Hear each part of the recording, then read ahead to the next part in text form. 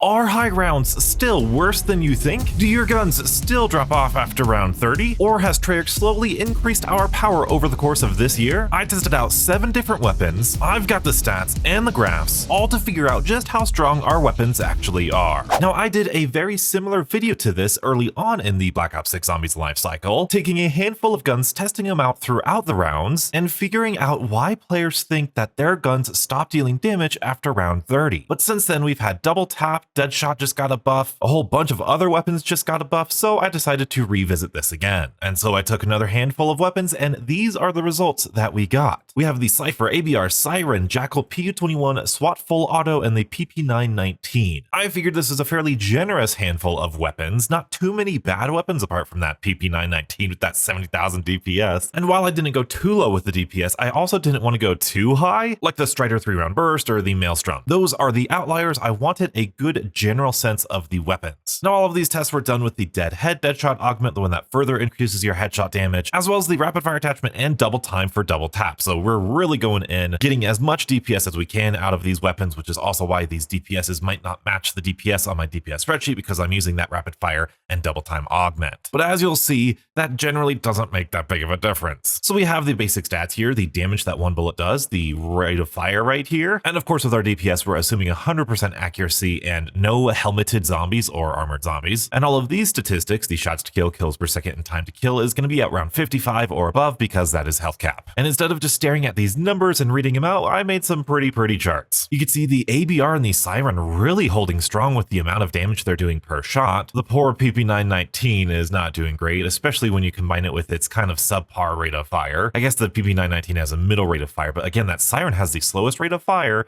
with the highest damage per shot. So again, looks pretty balanced to me. That Cypher, I've seen a lot of love for the Cypher. I love the Cypher too, and that 6,000 damage is very respectable, but that it still has a slow rate of fire even with double time and double tap. But it does feel pretty good. But as we look down into our DPS, you can see, hey, Cypher, that 86,000 DPS, that's pretty respectable. The PP919 being our worst DPS at 70,000, that's really bad. And our PU-21, these LMGs are sleeper builds. 124,000 DPS, that ABR with the rapid fire attachment, that's the full auto ABR, coming in second place, then the Siren, Jackal, SWAT full auto, and then the Cypher, which gives us an average of about 98,000 DPS, which again, I'm going to tell you, it's a little bit higher than normal. When we move on to shots to kill, this is where the cracks start to show, because this starts to feel very painful. And I want you to remember at least the general average of these shots. We have 8 shots to kill, 7, 6 shots to kill. Remember, the PU-21 had our best DPS, and that's still at 9 shots to kill a singular zombie. It is worth noting though, when you're shooting a singular zombie, you're not just shooting one zombie, you're collateraling the zombies behind it. So you are going to deal some damage to the horde behind it, especially with FMJ. That's why a lot of people, myself included, love running FMJ. So these statistics are just for one singular zombie. But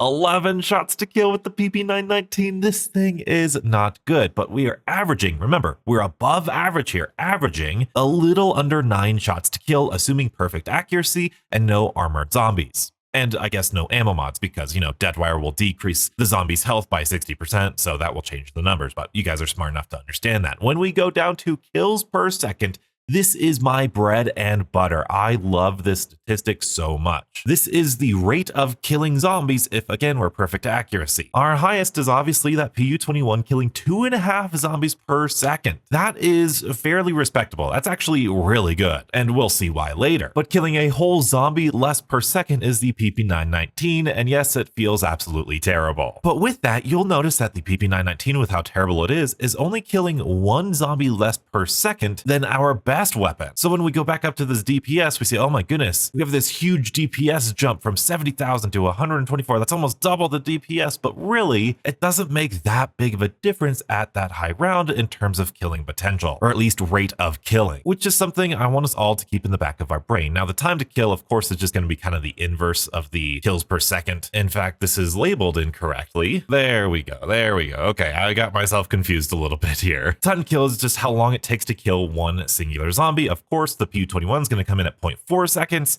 PP919 is going to come in at 0.7 seconds, and the average is half a second, so that makes sense. If it takes us half a second to kill one zombie, then we double that to get 2 kills per second. Now, this is all well and good, but visually and conceptually, it's kind of hard to understand. And this is just at health cap. What does this mean for all of the other rounds as you're progressing through them? What makes a gun like the PU-21 feel so much better, so much longer than the regular PP919? Well, luckily, this sheet, I took note of our rate of fire and the damage we're doing every single round. We have the Cypher, the ABR, Siren, Jackal, all of our weapons here through all of these rounds, all the way through round 55. Now, I didn't play these games till round 55. That would be ludicrous because your gun's not going to deal any more damage, and I know how much health the zombies have at those rounds, so the math is sound. What's important, however, are these graphs down here. Here we have our DPS graph throughout the rounds, and it's really cool to see, especially this one. You see the PU-21, you can see how it starts really small, little incremental changes. I'm going to pack-a-punch once, I'm going to green-blue rarity this, I'm going to double pack-a-punch, epic rarity, then there's a triple pack-a-punch, and a legendary rarity, or something like that. I don't know if that's exactly how it went, but you could see that very steady progression as we go throughout the rounds. And you'll notice these last 2 increases, the legendary rarity and the triple pack-a-punch, have the single biggest effect on our DPS. This is not a linear line like you might expect, like we're steadily getting better and stronger over time. It's a very sharp spike. And the reason I bring that up is because that is exactly how the zombie health works. The zombie health starts out really small. I don't know why that's missing right there. I apologize. But then once we hit round 20, 30, and 25 especially, oh my goodness, zombie health starts really getting higher and higher in health. And this was a problem for a lot of people at the launch of the game, myself included, because you could see at round 30, as it starts getting harder and harder and they have more and more health, your weapons, if we take a look back here, we don't get any more strength of our weapons after that last little triple pack-a-punch legendary rarity. And this is what I want you guys to think about. Our progression as the player, in fact, I actually have the average way down here. This is the average, right like that. This is the average progression, our average DPS as we progress through the game. On average, I got fully set up around round 25 to 30. That was where my max DPS hit. However, the zombie progression continues to have more and more health way after round 30, exponentially so. And this is where I think a lot of the problem is. Our progression stops right here. So the feeling that we get, the strength of our weapons at round 25 to 30 is but a fraction of their power after round 55. Now, luckily, we can visualize this with the kills per second graph. So how many zombies are we killing per second? And what's really cool about this is you can also match up when we upgraded our weapons. You can see whenever there's a spike, that's when we upgraded our weapons. And naturally, as the zombies get stronger every round, that kills per second gets slower and slower and slower until we upgrade, and then slower and slower upgrade, and then slower upgrade, and then it gets so slow after that. And that, you could see, might cause an issue. But before we get to that, I want to show you these graphs right here. I think this one in particular, yes, the ABR. You can see how sharply I spiked up in my DPS at round 20. I did the sharpshooter side quest where I got an epic tool as well as a double pack-a-punch crystal, and I saved my salvage and my points to upgrade my weapon as early as I could. And you can see that reflected in this graph with how many kills per second, nearly 60 kills per second on this graph. Whereas if I look at, the PP919 right here, this is our normal Citadel game, we don't even top 15 kills a second. We are very steadily moving on, just kind of progressing, not taking advantage of any side quests. So that alone kind of shows you a really cool comparison of how strong your weapons can be at least until round 30. Now, visually, this is what that looks like. I love this. This is so cool. These are all of the games overlapped. The ABR game, the Siren game right here, you can see how high they are because, like I said, I used those side quests in Reckoning. I got ahead, I prioritized Pack-a-Punch, and I was killing 60 kills per second all throughout, round 16 to round 25. So we have all of this variant damage per second or kills per second in this mid-game area from round 10 to round 25. That's where we can say, oh, this gun's really good. Do this side quest, get Pack-a-Punch, get set up early, get the main quest done really early so that way your gun's dealing a lot of damage relative to the zombies. But once again, you'll notice that once round 25 hits, or once you've finished upgrading your gun for the final time, the zombies continue to have more health, and all of these lines converge until we hit round 55. Look at how different they are throughout the first 30 rounds. Even the first 30 rounds of the game, you can have such a huge variance of your weapons, but as you get closer to around 50 and 55, those differences become minuscule. And I specifically want to zoom into this part of the graph. So here we are on round 25, and this is the average. I accumulated everything. This is the average kills per second after round 25. You'll notice, again, depending on the weapon, 19 kills per second, 18, 14, and as we get closer and closer, we get closer to the 2 kills per second that we found out on that first sheet. Now, if we didn't average them, I want to show you the bottom was obviously the PP919 at 7 kills per second on round 30, but then we take our best one, the PU21 is killing 12 zombies a second on round 13. That is still a substantial difference. So yeah, here's round 30, that's 12 kills a second for the PU21, 7 kills a second for the PP919. Even at round 40, we're doing 2 kills a second in the PP919, but the PU21 is still holding strong at nearly 5 kills a second, nearly double of what that PP919 is. So at round 40, in my experience, there is still a recognizable and felt difference between weapons at this round. So this is round 45. We are now still at 2 kills a second with that PP919, and the PU21 is finally at around 3 kills per second, 3.71. And this is where, in my opinion, round 45 is where that new wall is. After round 45, things are going to start feeling very similar. That's when you're going to need to start using your equipment,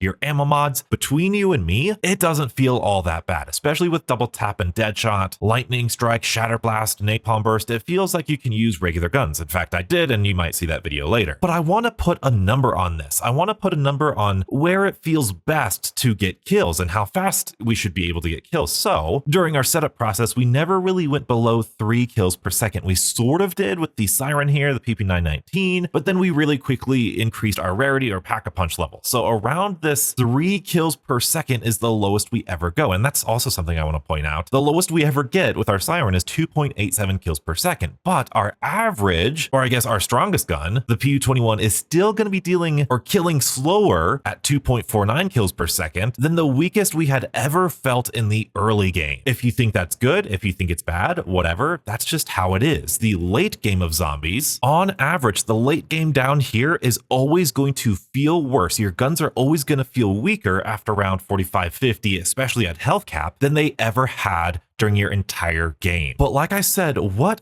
feels good? What's a good kills per second that I think players would be happy with? Well, I think people might be okay with a 3 kill per second. And so I added a number 3 line on all of these kills per second. And again, you can see the cipher never really got down to it, but that means at about round 40, that's when you're going to start to feel the cipher start to drop off. The ABR is going to last a little bit longer till around 45 or so. The Siren lasting somewhere around there, around that 42, 43 round mark. The Jackal, same thing, around that 42, 43, pretty average. The PU21 lasting very good, all the way to around like 47 or 48. The SWAT lasting not so much, around 41 to 42. The PP919, surprise, surprise, only makes it to around like 39 before it starts feeling really terrible. And on average, this is the average of everything, weapons are going to start falling off around 42 to 47. So in my opinion, that is a much better drop-off range than we had before at that round 30 to 35. With double tap, with that deadshot buff, they pushed it all the way up to around 45. And between you and me, ammo mods, equipment, field upgrades might be able to make up those high round strategies. But if I was a developer and if I wanted to give feedback and I wanted to adjust the health cap a little bit, maybe we should go to those rounds with those zombies. So here's the rounds on the left side and the zombie health here. If we're getting to about round 45, I might suggest maybe a health cap of 40,000 if we wanted to primarily focus on buffing the guns and making them feel good infinitely. That's not everyone's prerogative. That's personally what I would really like. I know a lot of people in my Discord and my comment section would just flame me for this because, oh my goodness, then the game's too easy, and you might be right. I just love the weapon sandbox, and that is just one solution I have. But the other solution is to do, well, nothing, because genuinely looking at this DPS, and more importantly, playing with the guns like I have so often, it doesn't feel all that bad. Once we hit that health cap, you kind of do want your weapons to feel a little bit weaker. There's absolutely absolutely a conversation to be asked, like, hey, should they be weaker than they ever have been? Because a lot of the community sentiment of, oh my goodness, the guns don't deal any damage, I want you to think about it through the player's eyes. For the first hour or hour and a half of players' game time, the weapons are dealing a good, decent amount of damage, but then there is this magic wall at around 42 to 47, and the game just goes, all right, your guns aren't going to be as fun to use anymore. Is that an experience that we want for zombies? That will push people to using kill streaks, field upgrades, wonder weapons, equipment, ammo mods. If that's something that we want to do with high rounds, then I think we've hit a pretty darn good balance. But if we want people to use their weapons and have their weapons feel good, perhaps we cut down the health cap to about round 45 or 40,000, where like round 50 would be, just to give the weapons a little bit more punch at those high rounds. But remember what we talked about earlier with our health cap of zombies continuing on all the way to round 55, whereas our progression stops at round 25, that might lead to the consequence that we're feeling now. We've spent most of our game, our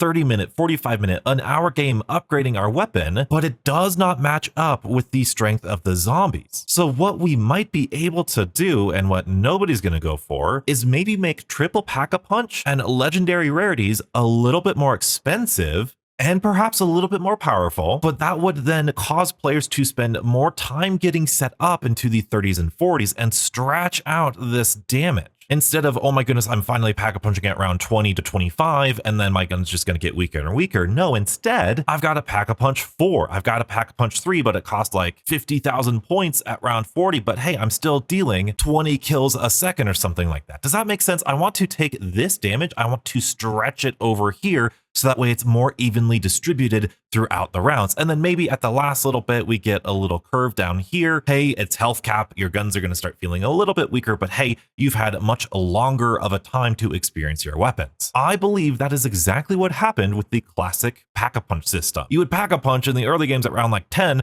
and then that was it, like that you never had all of this. Modern Zombies gives us and elongates this setup process so that we can kill with our weapons more consistently for a longer period of time. And all we need to do is push that forward and go, hey, maybe a pack-a-punch 4, so that way our progression continues into the 40s and our guns continue to feel strong as the zombies are also getting stronger and stronger until the very end. I hope that makes sense. It made sense in my brain. Does it make sense to you? I don't necessarily want to make the game easier, but maybe spread out the pacing a little bit better. Although I will wholeheartedly disagree with anybody, especially after doing this test, if anyone ever says that guns don't deal damage at high rounds, guns can't kill in high rounds. They have made such a great balancing factor to guns now, with double tap, with the buff to dead head augment of Deadshot. 2 kills per second on average is fantastic compared to what it was before. In fact, this is the original spreadsheet. I just found it just now. You can see the same thing happened here, and there's that cutoff again. But you'll notice down here, we are not even killing 1 zombie per second with some of these guns. The Strider 22, the Goblin's just barely over 1, the XMG obviously 0.77 kills. Yeah, this is rough. But I know we all think fairly differently, especially with our weapons. I'm one where I want to use the whole arsenal. I want to use all 60, 70 weapons at high rounds.